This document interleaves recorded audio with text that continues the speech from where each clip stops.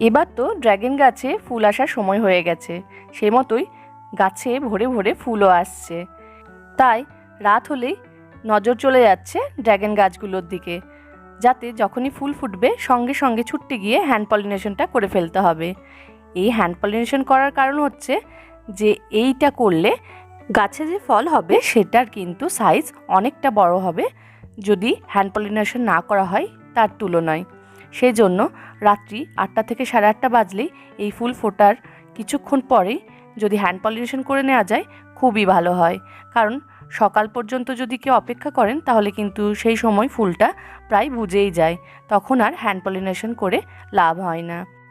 অন্যদিকে পোকামাকড় বা কীটপতঙ্গ যে এসে পলিনেশন ঘটাবে তারও কোনো সিওরিটি কিন্তু থাকে না।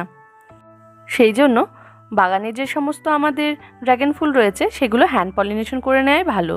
কারণ এই কয়েকটা ফুল তো হাতে করে অনায়াসে আমরা হ্যান্ড পলিনেশন করতে পারি, তাহলে ফলের সাইজটাও বেশ বড় হবে।